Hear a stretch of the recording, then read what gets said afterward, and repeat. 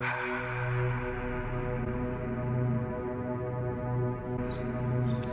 is 5-time ROH World Tag Team Champion, the Zombie Princess Jimmy Jacobs, and I want you to listen to the source of all things Ring of Honor, the Honor Society, only on the Turnbuckle Tavern.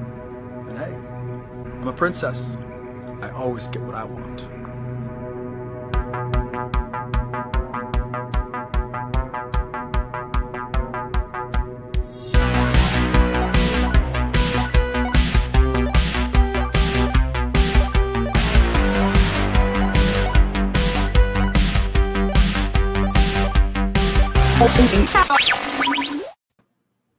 Welcome to the 6th episode of the Honor Society, covering all things Ring of Honor. You heard Jimmy Jacobs there. As always, I'm Stephen Acefield, the Ace of the Tavern, and I'm joined by my glorious co-hosts once again that are so very filled with honor.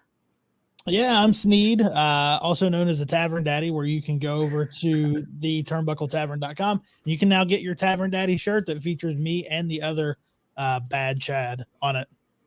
Little shilling right up front. Hell yeah. Shillbilly. Yeah. Speaking of Shillbilly, I'm twitch.tv/freams. Hell yeah. Let's pop up that link right there. Make sure you guys check out twitch.tv/freams. As always, we want to make sure you guys show them some love over there as well. And you did mention the shirts. We have to show it right off the jump because we got some housekeeping to take care of. And make sure to like and subscribe. All things Turnbuckle Tavern. We continue to give out hours and hours of free content. We just had the 100th episode of the flagship drop this morning. Yep. What an episode it was. Sneed, speak to that a little bit before we get into the housekeeping. I mean, awesome episode. Yeah, man, 100 episodes, man, 100 straight weeks. We haven't missed an episode. It's kind of surreal to think about that we've come this far, man. If you guys want to go back, it's all in the archives. There's so much. We've come so far, man. It started with me and Chad one night sitting out on the porch here trying to figure out what we were going to even call this. We came up with the name The Night of the Show, and we started it and it's come so far, man. It's grown to be even bigger than what we are. So the Tavern is bigger than me now.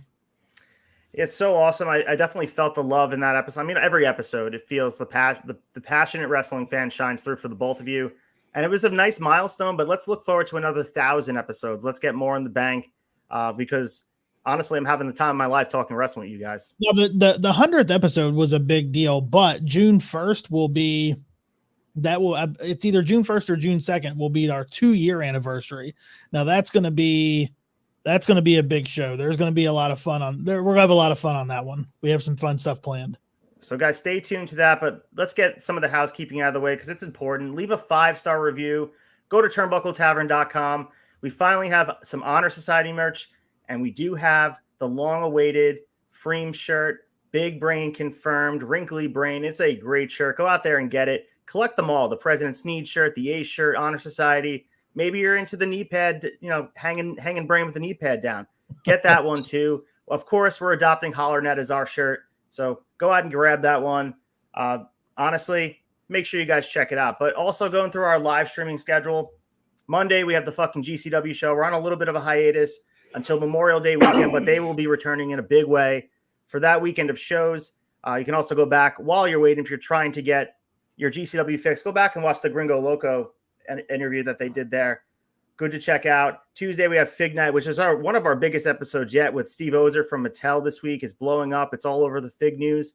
Go back and check that out. They did such a great job. Nick Storm, Bellcaster, and also the OG Fig Kid. They broke some news there, so I'm not going to break it here. Make sure you guys go check it out because it's worth checking out. Audio only sometimes on Friday, right? That's how it drops. But live, you guys can see Steve Ozer's beautiful face and the 3 guys from the Tavern as well. We have the Raw down with the frauds there. I am still champion. I did my backlash predictions. We will see if I retain on Sunday, but we won't talk about those guys. Wednesday, we have the AEW wrap-up show, which was a great episode. Freems, you guys did a great job. Thursday, you found us here, the Honor Society. And Friday, we got to add the graphic here. Shot of Nostalgia coming up tomorrow, 8 p.m. to start your weekend right. And we're off to the races. So just support the show, guys. It goes a long way. Yeah. Speaking of Fig Night, Saturday, it may be, we're not sure yet which day, but you will hear the podcast version of that the Steve Ozer interview. It will be out podcast form, which is a lot of fun. Absolutely. Get it any way you can, because there's fig news you're not going to want to miss about reveals, about upcoming Ruthless Aggression figures. They even talked about Johnny Knoxville. I'll give you a little teaser there, because, honestly, if you like wrestling figures, if you like nostalgia, if you just like hearing the guys talk about the things they love collecting, go check it out. It's awesome every single week, not just this week. But let's get right into it, guys. We had the TV championship from Rampage. I think I wanted to lead with this because I thought it was the best Ring of Honor representation throughout, last time we met. You guys were in here, so we did talk. And, first of all, I want to thank Nick Storm and Mike Belcast for filling in. You guys did a great job. I think we did an honorable job filling in for you guys, but I did miss having you both here to discuss Ring of Honor. We are a team here. I feel like I was gone for so long. Like I feel like same, man. It feels like it's been a month since I've done this episode, like this show. And I even watched live from the concert. Like I even watched live from watching the concert. During the opening bands, I sat in the back and watched the show. Awesome. If Sneed could do it live at a concert, you guys, there's no reason you can't like and subscribe. Make sure you guys are watching all the shows. You can only catch us here live. You can't catch us audio only. So if you want the content from Ring of Honor, you got to catch us here, whether it be Twitch, Facebook, Twitter, or here on YouTube as well. Yep. But let's get into the TV championship. We had Samoa Joe defending his World Television Championship versus Trent Beretta. So I guess we'll start with you, Sneed. Your thoughts on this match and just the finish we had as well. Obviously, we predicted what would happen. I think everyone's in the same boat. We all thought Joe was retaining, but how we got there, I thought, was an interesting way. I just thought it was a fun match. I really liked the match. I love Trent. I think he just is so entertaining, man. I'm glad that he's back. And it was, like you said, I agree. It was just the best representation of Ring of Honor this week. And then, until we get a show or a TV deal in place, which I think is coming, I think this, where it's going to be hit and miss on how it's represented. There were a couple things I weren't happy with how it was represented, but this I was super happy with. I thought the match was super fun. Freems, were you able to catch us on Friday to check this match out? Yeah, actually I did. It was, if you watched the wrap-up show, it was my match of the week. I thought the match itself was great. Obviously we all pop for Samoa Joe, but like Trent Beretta, if you're like an old school like Ring of Honor / pro wrestling Guerrilla fan, like you just like Trent Beretta. He's awesome. I don't want to talk too much about why I like him so much. I'll save that for when we go over our honorable mentions. But I thought it was great representation. And I think, like you guys mentioned, this was easily the best match of the night for Rampage and the best night for Ring of Honor representation in general. And I think it was Trent's best performance since he returned from his injury. He's showing off a side of him. I know everyone wants to talk about Wheeler Yuta from Best Friends and taking the spotlight on him, but Trent Beretta is really showing an edge to himself as well. Yeah. And he's super talented in the ring. So let's not discount that. We've all known that. And I like to see them taking Best Friends as they're not, I guess, a comedy act, but they're making them more serious and have an edge in the ring. So I loved how they had him go out here and show an edge and stood toe-to-toe with Samoa Joe. It wasn't a job match. He did get choked out, but he went out looking valiant, and they shook hands at the end. Awesome match. And also, Ian Riccoboni, not friend of the pod, I guess, was on the call, which was awesome. Like, that added to it as well. Yeah. I like that they're doing this. I like that the announcer and the commentator, like, I love that they're pulling that from Ring of Honor and doing and letting them kind of have that and make it its own on AEW. Yeah, similar to everything Tony Khan does, he does it with a hint and a nod to history. Yeah. And most companies and most people that purchase Ring of Honor wouldn't even consider the nuances that go into keeping the product and catering to the hardcore fan. While, putting on a big stage, there are certainly going to be changes that they make, especially when the TV show starts, because they had to. We don't want Ring of Honor as it was presented, because we know we can go on a diatribe about how badly it was showcased on their weekly, unquotes, TV show. So I love that they had Ian here, and who knows if he'll be back weekly for the weekly television show. But awesome job. Yeah, I also love just seeing Trent Beretta in that spotlight and like a main event match against Samoa Joe. I don't love how AEW even books best friends, to be honest with you. I always view them as, Chuck and Trent. So it's just cool seeing him use them in this way, and then him getting kind of the edge to them. I don't know. I enjoy it. It's my favorite thing he's been doing since Roppongi Vice. Yep. Yeah. Back in New Japan. We've been seeing Roppongi Vice on AEW television, which is awesome. It just shows that Tony Khan is in touch with the internet wrestling fan and also the diehards that follow Ring of Honor and New Japan. And there's a perfect way to balance it, and I think he does a really good job of it. So let's move on to, and I heard your take, Sneed, about the Undisputed Women's Championship on Dynamite last night, main evented. So, Freems, I'll let you start with this first, and then we'll get to Sneed and we'll go to myself. What were your thoughts on this match and the finish, too? We had a little bit of a disagreement about who would win, if I remember the last time we were predicting this match. So, unfortunately, my feed of the match cut out at the end of Ring of Honor. So, I actually didn't get to see the finish yet. I haven't had time to. The match itself was great from what I saw of it, like the actual wrestling aspect of the match. But yeah, I didn't get to see the finish yet. You can go ahead and spoil it for me, though. I'm fine with it. All right, Steve, lead the way. You guys are kind of hot about this match a little bit on the flagship, and I understand why. So I guess you want to take the lead on that? Yeah, I mean, I just don't think this was a main event match for Dynamite. I don't think it was main event quality. I mean, especially because of the way that we knew that, Deonna wasn't going to go over. She wasn't going to win. They're not going to put it on her with her still being an Impact. We knew that Mercedes Martinez was going to be the winner of this match. So predictable booking to end a show when you are 3 weeks out from your biggest pay-per-view of the year. It just seemed like it was an odd choice. The match should have been on there. I want it to be represented, but it was an odd choice to main event, especially with no story afterwards. We had nothing after. There should have been something after the match to further storyline. It was a finish, a clean finish, and it was done. Yeah, so I agree with you. I think everything that I felt about this match, the more I thought about it, was the placement on the card. I think a big part of what we saw was it was a quality match, but if you put this even if you open the show with it, I thought the crowd tried their best to be into this match. They tried their best to get behind both women and make it important. It wasn't like they weren't trying, but I think people, especially on Dynamite, following the stuff we saw with Wardlow and following the stuff we saw with the House of Black and following even the Blackpool Combat Club, it's hard to have that match be the exclamation point on a show.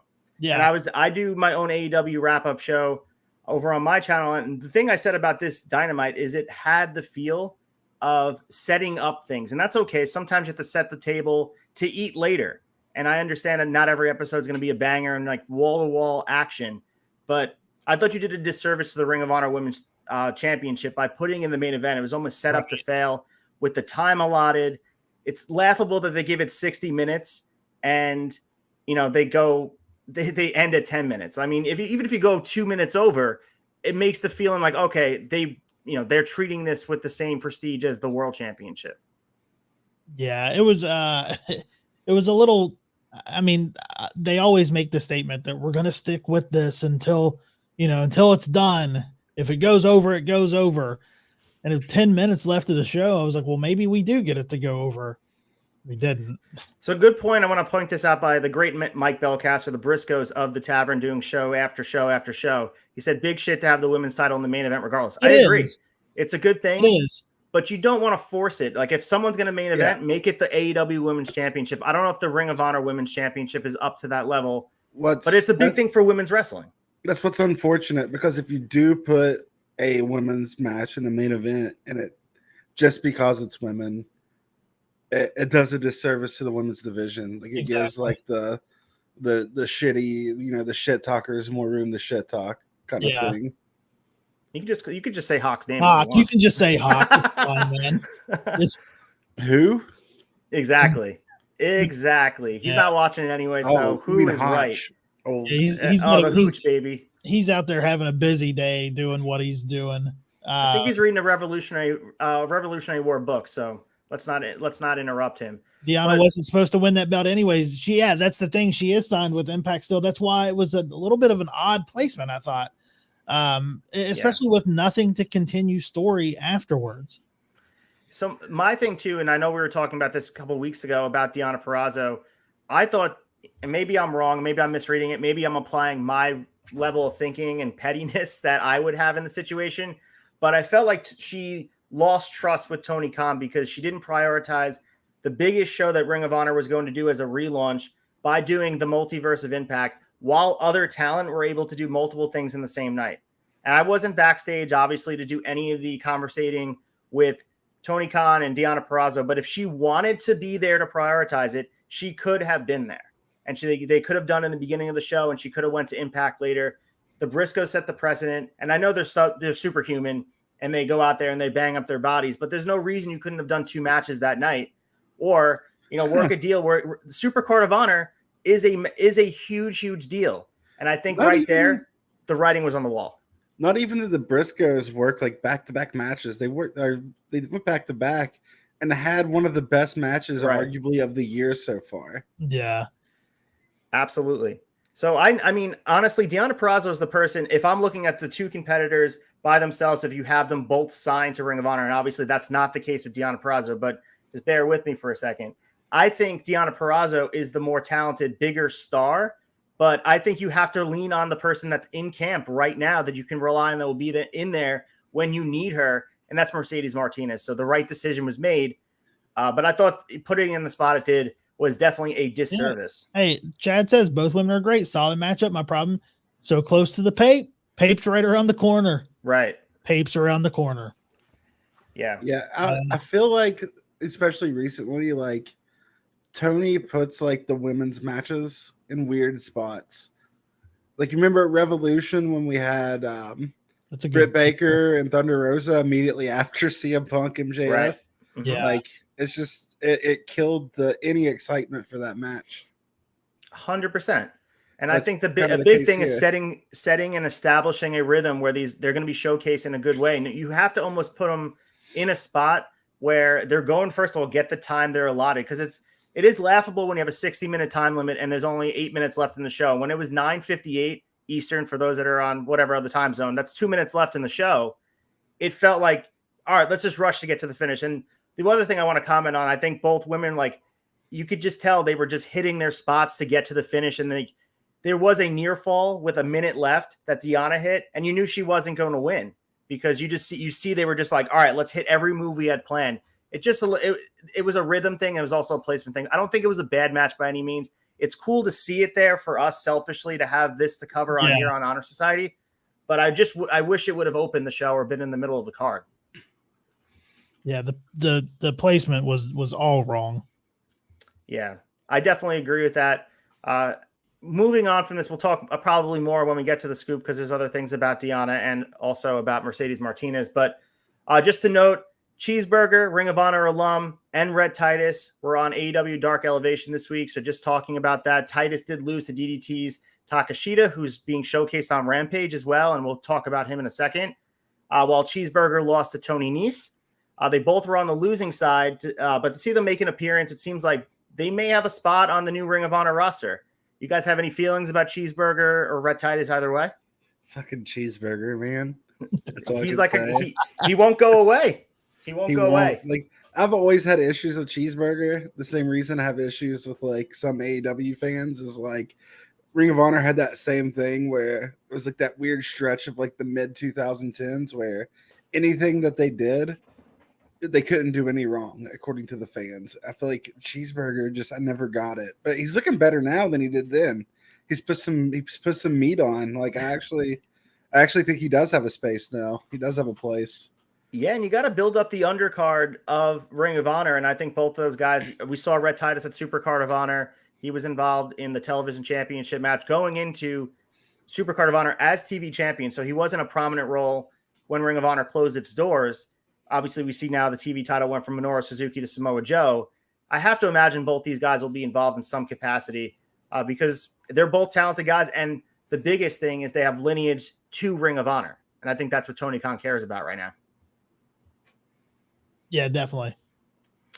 So the other thing on last night's Dynamite, Takashita was announced as appearing Friday. When Lethal, Sanjay Dutt, and Satnam Singh approached him, Lethal took exception to the attention being paid to Takashita, and they set up a match on Rampage. So again, we're going to see Takashita taking on Jay Lethal. For note, Takashita is riding a 2-match winning streak, so we'll see if he loses to Jay Lethal, who, is a win. He's one of our guys here. We're rooting for him.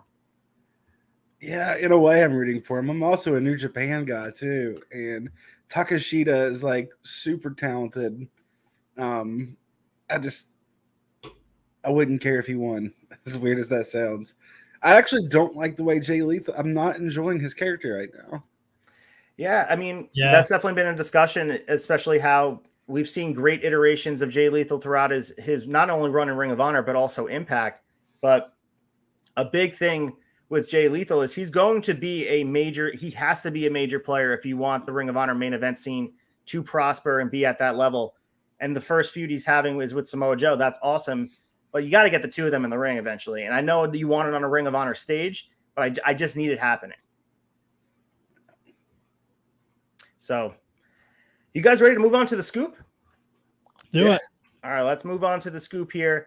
And again, the scoop is a spot where we just talk about the news and notes. And I know we lead with some of the stuff, but it's mostly the in-ring action. So here we go with the scoop.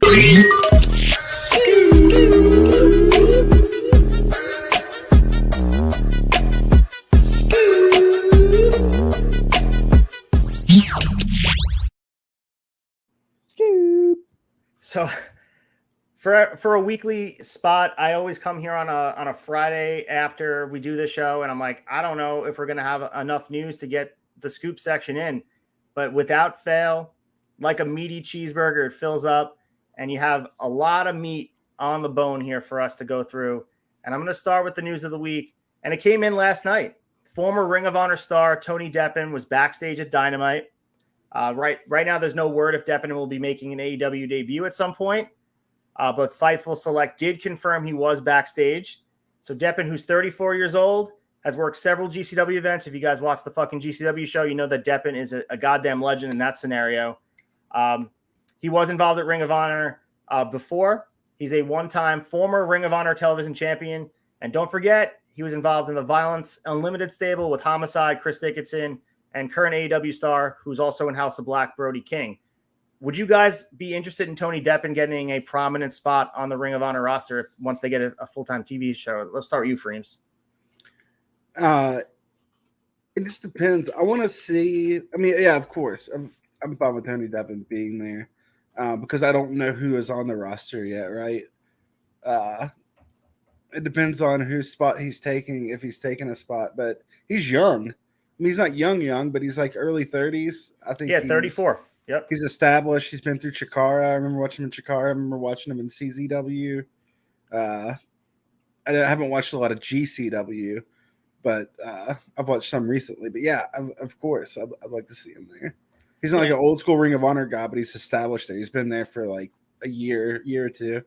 At some point, though, everyone's like a Ring of Honor guy. I think everyone went through the door at some point since they opened their doors in early 2000. So, Sneed, what about you? Do you see a spot for him in the upper card, or do you place him in the mid card? When I say he's a Ring of Honor guy, he fought for a title at Ring of Honor. That's true. You're absolutely right. Yeah, I think I agree with Freems, though. Like, I think it depends on whose spot he's taken and how it just all shakes out. I can see him definitely having a spot. But it just depends on how it's going to shake out, and we don't know who's going to be there, who they have on the docket for spots and where those spots are going to be. So I can definitely see him having a spot. I would like to see him have a spot. But I'd like to see where it falls too. Yeah, my concern too, and I love Tony Deppen. This is not even a knock against him. It's the fact that the AEW roster is so bloated with really good talent that Ring of Honor was going to be a relief of that. And I'm not saying bringing in a guy like Tony Deppen will be too much, but I think you should almost pick from the roster you have and figure out what guys are not being utilized. Looking at a guy like Keith Lee right now, who is involved in just a tag team mid-card feud that's destined for just Rampage, a payoff on Rampage. I think he would be a guy who would thrive there. And that's just off the top of my head. You can go through the whole roster about guys that are being put on the back burner. You can keep Keith Lee. I heard your take there, which I mean, was me. Keith Lee over Tony Deppen. I would love Keith Lee to be a main event star, and like imagine him and Joe going at it for the Ring of Honor title eventually. Oh man, I mean it'd be two meaty guys going at it. And I'm not knocking anything he's doing in the ring. He just doesn't captivate me as a. Oh, sorry. Go ahead. No, go ahead. You're good. I get what you're saying about like, look at I don't want Ring of Honor to be a place for people who don't have anything on AEW to go to. Is my thing. Yeah, that's what I don't want it to become. No, I understand. And then it has a feeling of the minor leagues where you're just taking the guys that are not being utilized. I completely get that. That's why it's important to bring in a guy like Claudio eventually and him be exclusive. Like wait until Ring of Honor has a TV deal and he doesn't show up on AEW television. You have to tune in weekly on Ring of Honor to see Claudio if you want to see him. Right now, the lines are so blurred, and that's a given, right? Because we don't have a full-time weekly TV show to rely on. I just give Tony Khan credit for building Ring of Honor storyline while on AEW television. He just as well could put it on the back burner and wait it out. He could have done that. Yeah, there's just so much uncertainty right now that it's just, and we can sit and speculate all day. We're good at that, but at the end of the day, we don't know who's gonna. We just don't know. The good way to answer your question is I wouldn't want Tony Deppen to be a top ROH guy. No. Yeah, I mean that's essentially the question we have to look at because the roster itself has to fill it out, and you're going to fill it out from various places. So you're going to pick from the independents, guys that are not in AEW right now, but of course there will be guys that fall from AEW into it. But it has to make sense. It can't just be like, we're not using this guy, but he has to have, for me, wrestle a certain style, feel a certain way. And I think Tony Khan is in touch with that aesthetic, what Ring of Honor should feel like, whether the person's been there or not. There's certain guys that feel very Ring of Honor-esque. And I know that sounds snobby to someone who doesn't watch Ring of Honor, but that's what it has to be. You can't just put guys there just to put them there. It's not even, and people shouldn't look at it as being snobby either. They should look at it as a thing of, it's just a stylistic difference. Like you wouldn't see I couldn't see the Young Bucks in WWE doing super kicks over and over. You know what I mean? But I could see them in Ring of Honor. Not that I want Young Bucks to get a Ring of Honor, but you get what I'm saying. No, like 100%. It's that style, that indie wrestling style. Yeah, there's a spot and a time and place for every person. We talked about this on the Raw Down, talking about the releases and how a lot of people blame management for not utilizing people, but sometimes the talent doesn't fit the environment, and that's okay. So I think you need to tailor this roster appropriately to make sure that, especially from the jump, you want it to be, and you have time. The beauty is you have the time to put the roster together and curate it the way you want it to look, with a touch of Tony Khan's new feel, what AEW is, and then also with a history of Ring of Honor. And I'm definitely, as Mike Belcast would say, I'm here for it. Yeah. And the Briscoes better be there.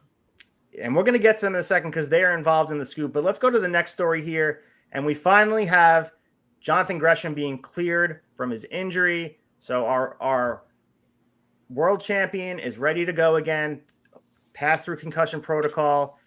He defeated Kevin Blackwood at PWD show in Los Angeles, seemed to be back to full throttle, went about 20 minutes in the match.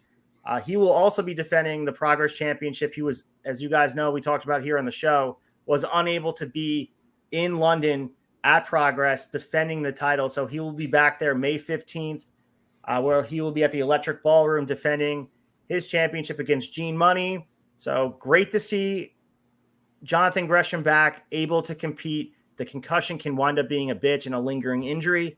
I'm just happy to see he's out there. And he's at full throttle. It looked like from the highlights I saw of the match, I was unable to watch the full match. He went out there and he was doing his damn thing as he usually is. And that was a hugely great sign for me to look at. Wait till Gene Money takes that belt off of him.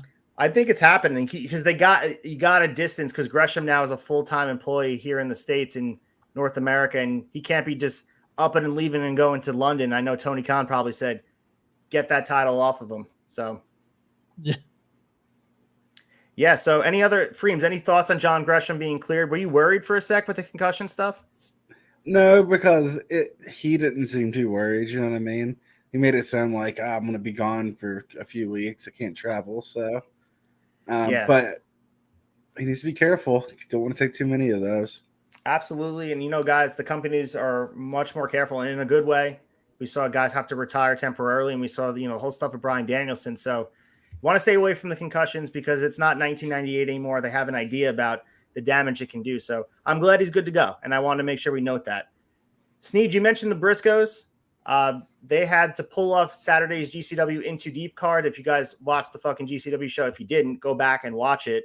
But they also had to pull off Sunday's PWG Delivering the Goods due to a family emergency. So they tweeted this out. Mark's wife was rushed by ambulance to Christiana Hospital early this morning with complications, easy for me to say, pal, associated with her pregnancy. At the moment, mother and baby are stable, and doctors are working to avoid a premature birth. We apologize to the fans of GCW and PWG, as we will not be able to make the shows this weekend. Thank you for understanding. So, again, not much to say here. I'm glad that everything's okay for them, but it's weird to see the Briscoes not making dates, and the fact it's a classy thing they did, putting out. They didn't have to do that. They could have just kept quiet and didn't apologize, because everyone would understand either way. But those are the type of guys you want. They want to make the dates and live up, whether it's 30,000 people, 10,000 people, or 30 people in an arena. Those guys come out there and they put on a show. Yeah, I think putting out the tweet, I mean, they want to be there. It's not a bullshit. They want to be there where they're wrestling. Yeah, so we had Jay Briscoe. He's the one that tweeted it early Saturday afternoon. So just to tie some things together, the Aussie Open, Kyle Davis and Kyle Fletcher were the ones that filled in for them. After the match, Aussie Open challenged Malachi Black and Brody King to a future match. So, we may be seeing some tie-in with maybe the Briscoes and Malachi and Brody getting together. And I know it's through a backdoor way because they weren't even on the show. Has me daydreaming about them potentially doing it on a Ring of Honor stage. Yeah, that would be fun. It'd be a lot of fun. Yeah. And those are the type of guys. I know we saw House of Black in a big spot on Dynamite for the first time in a while. Right. But I would love House of Black to spend some time in Ring of Honor, not in a demotion type of way, but in a way that you could just have them run roughshod over the whole roster and showcase them the way they should. And they all have history there. I mean, aside from Buddy, you have Malachi and Brody have had significant history in Ring of Honor. It makes sense. It makes sense to have them go over there. I feel like there are a few people that could bounce back and forth, no issues. House of Black comes to mind. Darby Allin honestly comes to mind as someone who could bounce back and forth, no problem, because people that don't have to be involved in a main storyline to get pops. I think they could definitely. I mean, House of Black, out of everybody, I think House of Black is the top that I can see bouncing back and forth. Yeah. Yeah, it would be awesome. It just got my brain jogging a little bit about it, and that was the cool thing. We start fantasy booking, and then I get lost in my head about it. They also have that built-in storyline with Brody King, too. I mean... Yep. Yeah, absolutely. We watched that interview. I think it was the episode 2 a couple weeks ago. Brody talked about it, and he spoke glowingly about Ring of Honor. He said there's no plans right now, but I'm sure he'd be open to doing it if the timing was right. And that's a main event level guy that's right now kind of shoved into a 3-man team. And that's the beautiful part about how talented the roster is in AEW and Ring of Honor. If you want to combine both of them, there's so many guys that are just ready anytime, just a couple wins away from being in the main event picture. And that's awesome. Brody King, I'm here for him. Makes me wish that Marty Scurll wasn't a scumbag. That way we could have had a Malachi Black Marty Scurll feud. Yeah, people forget how essential. I don't even think we talked about Marty Scurll here on the show at all, and there were 6 episodes in. He was the guy for Ring of Honor. And possibly one of the reasons they went out of business and had to close their doors temporarily, because they invested so much capital into Marty Scurll, and it seemed like the right decision at the time, but who knew what came out and all that. But he was showcased in such a huge way at G1 Supercard MSG. I mean, and also too at All Out or original All In when he wrestled Okada. The guy has had a huge part of Ring of Honor's present at the time, but then when he evaporated and they had to keep paying him, I mean, that destroyed him. So, but I love what Marty was doing. If you just separate the man from the art, it's just a shame what happened. I thought he was on the precipice of being in AEW and being a huge, huge megastar. Yeah, absolutely. Yeah. So yeah, it's funny because like we have not even talked about Marty at all. And to think in an alternate universe where he wasn't, as you said, a bad person or however you rephrase it, because he potentially could be, I mean, he could be in AEW right now. I think he was originally slotted to be Brody Lee's spot, right? The leader of the Dark Order. Was that essentially what they were talking about? I mean, it's all rumor and innuendo. We'll never know the answer to it. I have no idea. I think he wrestles in like Puerto Rico now or some shit. Yeah, he was at a local, shout out to Hastel Toy in Medford, Long Island, New York over here. He did an autograph sign his first time I saw, and I think he had a decent showing over here. But when a guy has comments limited on their social media, you know that he's still not out of the woods as far as being canceled at all, because he's making sure that no one's commenting anything negative. But he has been wrestling like Puerto Rico, Mexico. I don't know if he's at AAA, but he was working smaller promotions. Yeah. As looks like the HollerNet took Sneed out. So, I mean, HollerNet strikes again. HollerNet strikes again. But let's move on. He'll pop back in here. We'll make sure he gets in here. This is just a story that loosely ties in Ring of Honor. It may be a stretch. You guys may be like, it's not a Ring of Honor story. But nevertheless, Roderick Strong wants out of WWE. Fightful reported Monday that former NXT North American champion, cruiserweight champion, and tag team champion Roderick Strong has asked for his release multiple times over the last several months, but those requests have been denied. In the report, they said, we're told that Strong has grown frustrated with many things over the past year within the company and had requested his release, which has been denied by WWE. Strong has been in WWE since 2016, essentially spending all of it in NXT. And just to note, Fightful had said that Strong re-signed with WWE under the pretense that they pitched him the Diamond Mine idea less than a year ago. The original concept was himself, Tyler Rust, Arturo Ruz, Hideki Suzuki, Malcolm Bivens and his wife, Marina Shafir. And Shafir, who was never included, was cut in June 2021 and has since begun to work in AEW and in the Indies. Ruas was also released and never included. So we saw the Diamond Mine thing never come to fruition. My question to you, Freems, is how amazing would it be for Roderick Strong to show up in Ring of Honor? Yeah, I can totally count this as a Ring of Honor story because the dude has had more than one top 20 match in the history of Ring of Honor, I would say. He's a great mind. He's, I would say, it's fair to call him a Ring of Honor legend at this point. Absolutely. If Bryan Danielson's a Ring of Honor legend, Roderick Strong is a Ring of Honor legend. So, oh man, it would be great. It would help him push it in the right direction, have the right mindset with it. I think it'd be good, man. Yeah. This is like stories like this is what makes me hate WWE. Like I try to be a fan of WWE, and then I hear stories like this. I'm like, fucking assholes. And they're just holding him hostage right now, and you're wasting he's not a young guy. He's also not really old, but I'm sure he wants to, get the best out of the years that are left in his career. And he's right now rotting on the NXT roster with nothing to do on that brand. And I know he's a professional guy. He's not going to cause chaos, but let him go. If you're not going to use him appropriately and you don't find value in him on your main roster or even on NXT in a meaningful way, let him go. If you don't see AEW as a threat, like they say in all media meetings, let them go. I don't understand. So we've got a lot of comments in here, guys. I appreciate you guys commenting in here. Independent Epicenter, which is our good friend, Young Anthony. Any chance we see Stu Grayson in Ring of Honor? The door is apparently still open for him. I don't know. I mean, it seems like the money was an issue between them. I didn't see Stu Grayson leaving at all. He was not the main part about Dark Order, but he was an essential part about what they were doing. I don't know. What about you, Freems? You see Stu Grayson potentially in Ring of Honor? I don't see him leaving AEW and then going to Ring of Honor now. Would I be cool with it? Yeah, absolutely. But yeah, I agree. I mean, anything's possible. But for me, it doesn't pop up the top of my head. But obviously Tony has a number in mind that he wants to pay him, and I don't think he's budging on it. So we'll see where Stu Grayson winds up. Maybe he'll try his luck on the Indies. I want to see him go back to Pro Wrestling Guerrilla as the Super Smash Bros. That would be very, very cool. I want to also pop in some comments here. Mike Belcaster is in here. We got a lot of potential for good crossovers occasionally.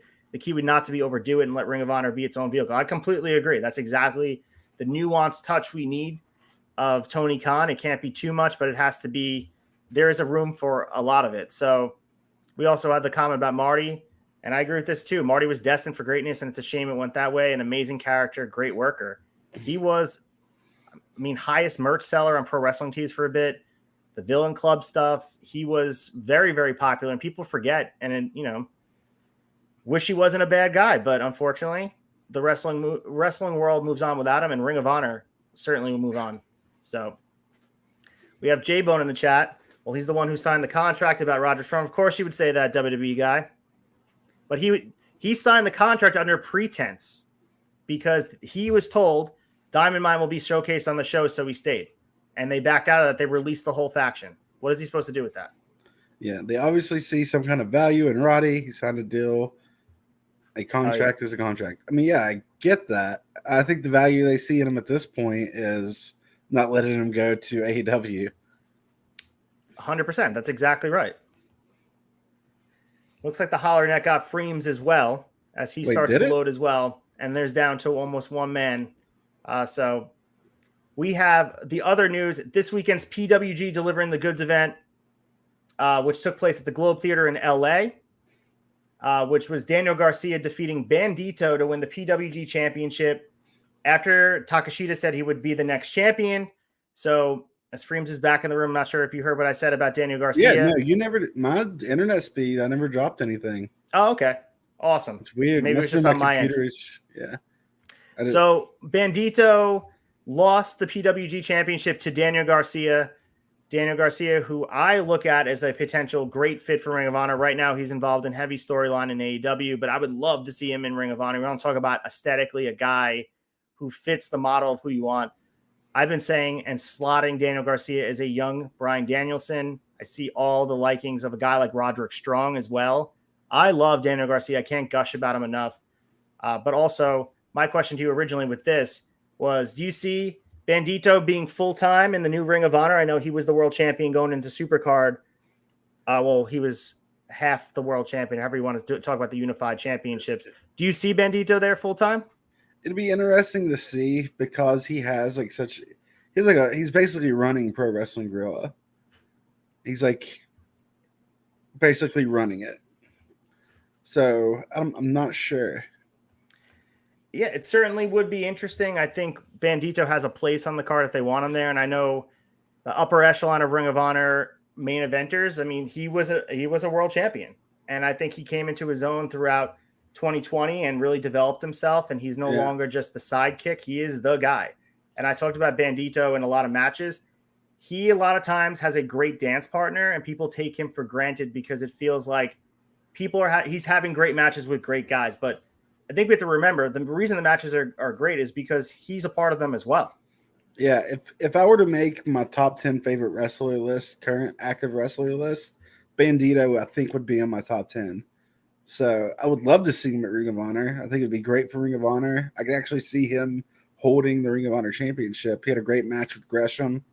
So I'd like to see it. I don't know the ins and outs of what's going on with PWG, but I know Joey Ron can't be the face of it. Another guy that came up as well. Yeah. So we have J-Bone also in the chat as well. LOL, I'm not a WWE guy. You're on the Raw Down. You are a Raw Down guy to me. I do love you, J-Bone, even though you guys hate on me. You're a hot guy.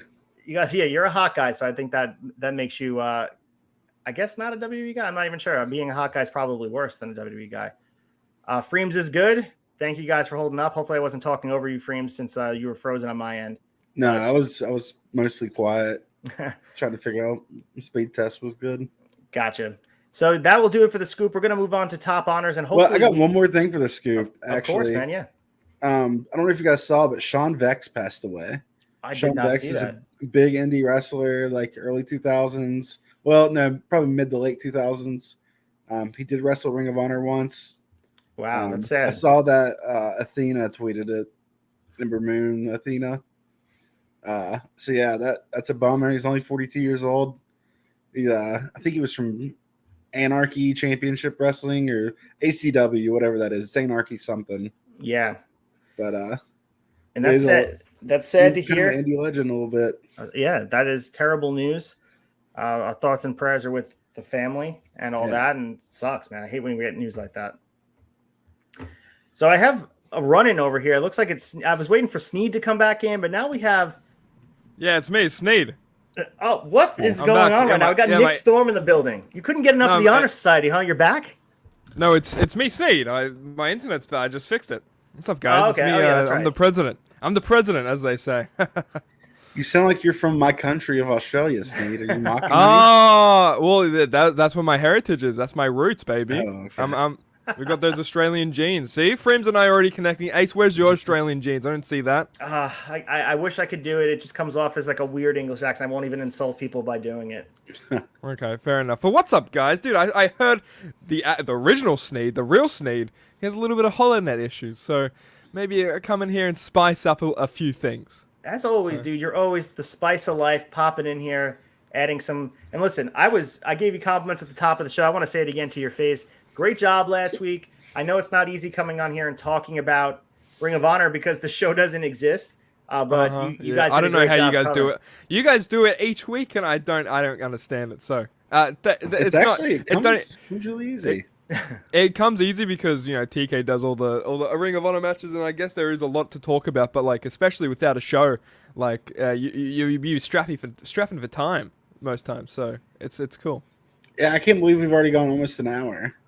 Yeah, and we still got top honors to go. So Nick, now that you're with us, we're going to talk about the two matches we had Ring of Honor wise, and we're going to talk about what we like best on. Let's get top honors in.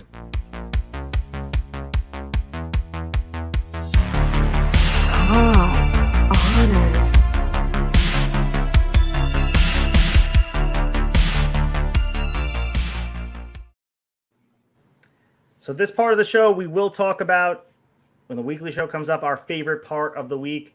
We had two matches to go over. I guess my question to both of you, I'll start with you since you're the guest, Nick. Which match did you like better, and what did you like best about it? And how did you feel it did for the Ring of Honor brand? I actually didn't watch that. No. Is it Samoa Joe and Trent? Is that one? Samoa Joe and Trent, and we also have the Women's Championship as well. Oh, that Samoa Joe and Trent trumps all. It trumps all the matches from freaking this week on Dynamite, maybe. But I was a big fan of it. I watched like the tiniest bit of the main event just because it wasn't like interesting to me. I don't know why you'd have that kind of as the main event. I think the place in the card hurt the match, like just seeing the reaction all over on social media. So top honor, Samoa Joe Trent. What about you, Freems? No, I will say I'm gonna go ahead and throw a little bit of love to the other match, Mercedes and Purrazzo, but they're good wrestlers. Absolutely. Mercedes Martinez is just an absolute unit of a wrestler, and what I saw of it, I enjoyed it. Unfortunately, like I said, my internet got cut out, but as far as the wrestling went, it was great. But I mean, Samoa Joe versus Trent was my match of the week for AEW between Rampage and Dynamite. So. Obviously, I'm going to have to go with that. Very good what's point. Up, Nick Storm? Very good point, Freems. I completely agree with you.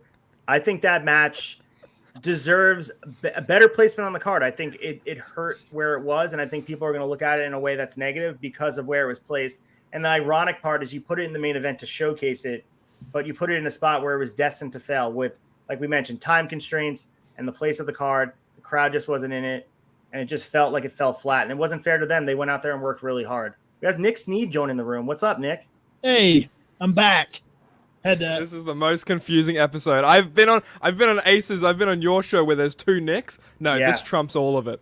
This is great. Well, to throw even more on that, we do have the Nick from my show appearing here. Nick the Comic Nerd. Dark and Stormy appears. That is a good nickname for you, Nick the Comic Nerd. Wow. So Nick the Sneed. Yo, what is your top honors? What match did you like better, and what did you like about it best? Samoa Joe Trent. I love Trent. I think he's great, and I just thought they worked a great match together, man. Love the Coquina Clutch. Always like to see a good Samoa Joe murder. Decimated. But the match was great.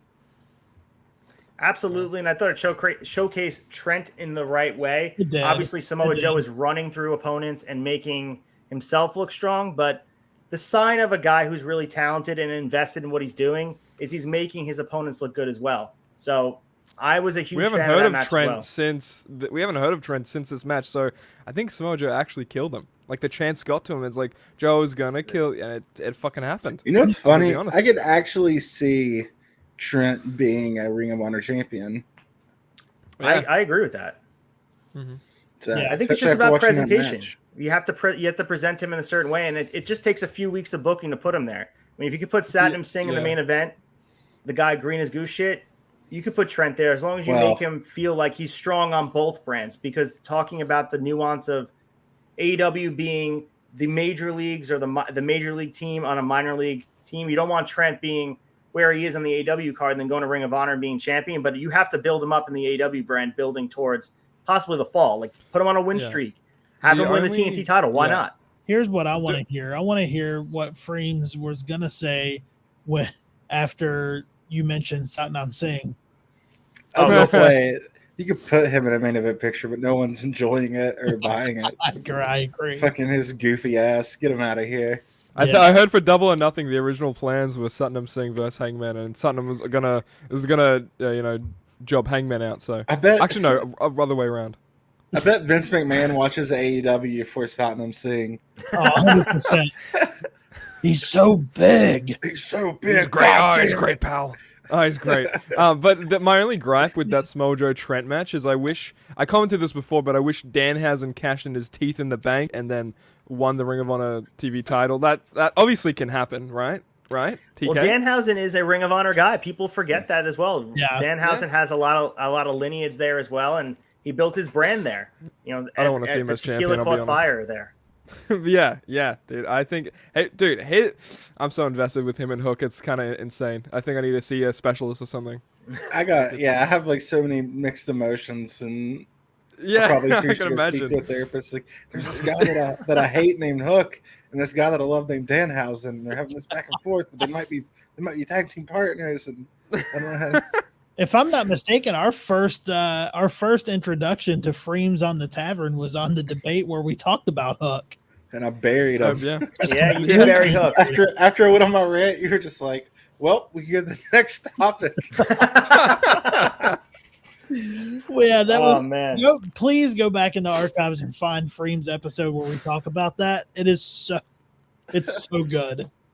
Dude, I've already seen it. I'm gonna go back and watch it again. Oh, it's so good. Nick, you weren't supposed to be in here. Do you have an honorable mention when we play the segment? Because we're about to move on there. You better start typing in. I'll let you go last. Hey, yeah, Nick, all I'll you, send Nick. you one. Yeah, all you, Nick. All right, let's move to honorable mentions, guys. I've got one.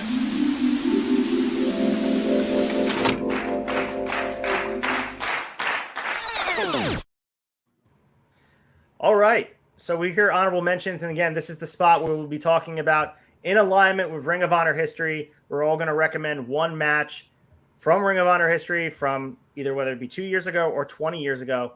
We will tell you to watch it, and you guys should do your homework and check it out. If you're wondering the level of matches that we have picked before, go in the Discord, check it out. We have the list of them, who picked what. We even have a guest section for the time that Bellcats or Nick were in. There was also a time. It's a mess, but I have to keep track of it. This way we don't go and pick the same matches. So with that being said, President Sneed, you lead the way here. Yeah, I'll kick us off just in case I get kicked off again. But the match that I picked was because of Trent and Samoa Joe. I wanted to go back and look a little bit. So I did from the ROH 15th anniversary, the Hardys, Roppongi Vice, and Young Bucks tornado tag match back in 2017. And that was right before I believe it was right before the Hardys went back to WWE on their WrestleMania run. The whole broken Hardys gimmick was so over. Roppongi Vice they put such a great spin on that match. They were an awesome third team in that match. We had thumbtacks in the match. It was just it was a lot of fun to go back and watch. But I wanted to look at some of Trent stuff, and it was a great match to watch. That's awesome. I have not seen that match. I definitely want to check it out. Roppongi Vice is like a team that has a huge amount of history that wasn't just based in AEW. You have to go back and check out the lineage, and that's a match I have not seen. You doing that for Hawk, Nick? Oh, yeah, you know it, dude. He DM'd me and he was like, "No Hardy fans allowed at the tavern," and I just fucking went like this so hard, man. Just video that and send it back to him. Yeah, I will. So, Freems, for your honorable mention, what is the match you're recommending that everyone wants to pick your wrinkled brain about? I wanted to pick a weird one this week, so I went with World's Greatest Tag Team, Shelton Benjamin and Charlie Haas, versus Claudio and Chris Hero for the Tag Team Championship. I didn't know Shelton was in Ring of Honor. That's crazy. Oh yeah, dude, they had mega runs over there. Shit, they were. Cool. I mean, they wrestled for the championship. They held the championship. Yeah. They are the world's greatest tag team. What year was that from, Freems? 2011. Okay, that fits about the timeline where he left WWE and after his run in 2006 as I think his like Intercontinental title run, 05 around there. I don't want to mess up too much of the storyline, but they ended the longest tag team title reign in Ring of Honor history. Wow. World's Greatest Tag Team ended it. Yeah, I remember when that name came out. Obviously, they were Team Angle, and I think they were called Team Not Angle for about a week. And then they came out the World's Greatest Tag Team, and then people on the IWC were abbreviating it as WGTT, which I did enjoy. I love their stuff too. Their match at WrestleMania 19 with Los Guerreros and Rhino and Benoit, that was a great match. I was so pumped that they won that match. I was such a huge Team Angle fan back in 2003. So shout out to Mike Belcaster. This match happened in Chicago. He probably watched it. He probably did. That guy is all over the place. He is our local Briscoe on the Tavern. So. Shout out that deep dish, yo! Woo! Nick Storm, are you ready with your honorable mention, or do you want me to go first? Yeah, I got it, man. I got it. If you're willing, but my honorable mention, I was seeing if this was picked. I don't know if it is yet. I don't know if the table's updated yet, but I will have to go with, oh baby, Kenny Omega v Bryan Danielson v Tyler Black at Ring of Honor Bound by Hate 2008. Obviously, these guys would, have this match in Ring of Honor and just go on and cement their legacy in the pro wrestling world. We have Seth Rollins in WWE now, Kenny Omega, obviously on injury, but AEW had one of the greatest AEW World Championship reigns this past year, and obviously Bryan Danielson doing everything he did, the Yeselmania, there, and now he's in AEW as well. So maybe I was thinking this the other day. What if Seth Rollins gets released from WWE? Won't happen. Wow. That's an interesting one to pick too. I like that. Yeah, Nick Storm coming with the heat, dude, off the bench, pinch hitting. That's what I consider. That's what I consider like the golden era of Kenny Omega.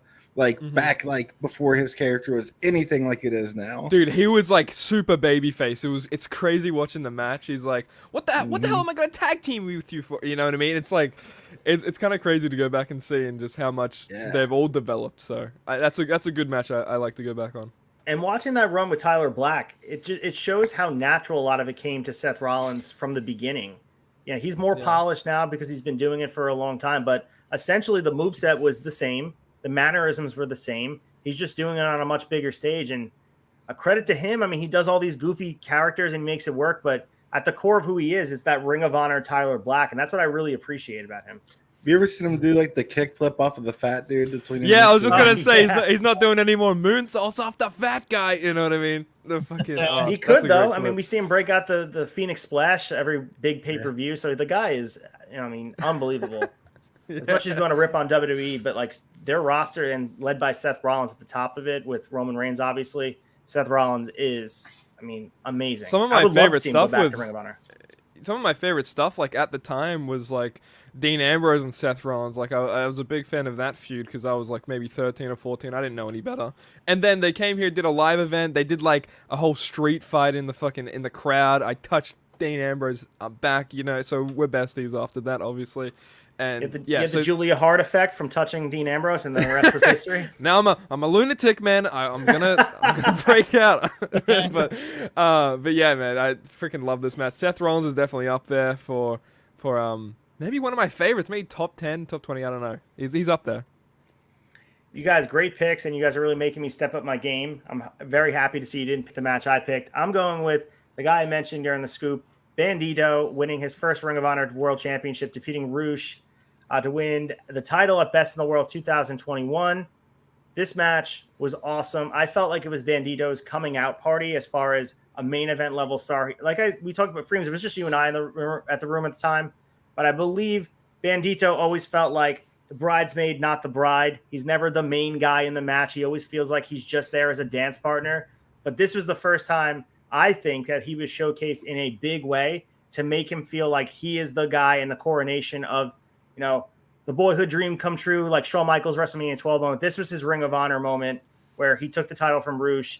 And it was a shame what happened to Ring of Honor later on, and it felt like they took the rug out from under his feet. I'm hoping that Tony Khan's reinvigoration of the Ring of Honor brand can be brought in with Bandito as well. And obviously Bandito lost to Gresham, and I'm a fan of that. I thought it was the right decision. But I think Bandito should play a huge part in what they're doing, and deservedly so. Guy is super talented, unique move set, a big guy, deceptively big. This match was all. If you have not checked this out and you're like still on the fence about Bandito and you're like not sure what the hype is about, watch this match because they went out there and tore the house down. And the finish of the match, I won't tell you what it is, but unique finish too. And that's what I love about some matches. It's not just hit your finish and that's it. Sometimes the finish comes out of nowhere and it's done in a unique way. Great match. And Roosh, shout out to Roosh as well. Awesome wrestler. So great match. People forget how young Bandito is too. Yeah. Because he's been wrestling since he was 16. Yep. Oh wow. How old is he now? He's 27. He's been wrestling since 2011. He's already that good, man. Wild. That's good. Another match that pops into my mind is recently Bandito versus Jonathan Gresham at Supercard of Honor. Like that was my really first insight to Bandito when, like, I didn't really know much of him before then, but that was like the perfect introduction. Just a lot of good Bandito matches to go around. So, Nick, what was your take on the stolen suplex? You weren't on here when we talked about it, but the stolen suplex. I think how many seconds was it? It was a whole minute. It was a whole minute, right? 60 seconds. Yeah. Did you like that spot in the match, or was it silly to you? I fucking loved it, man. I even made like a meme caption on Instagram. I was like, the year is 47. They're still in the ring doing. Everyone's left the arena. They're still doing the stolen suplex in the ring.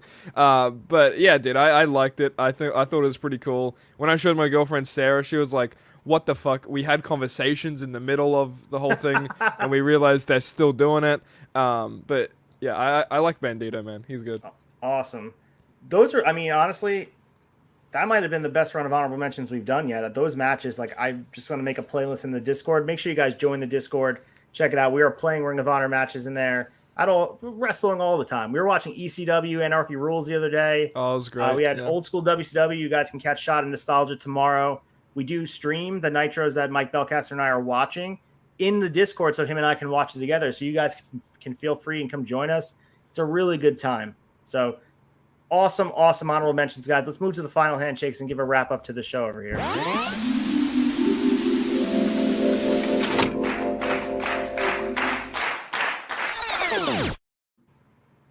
So next week's show will be May 12th, guys.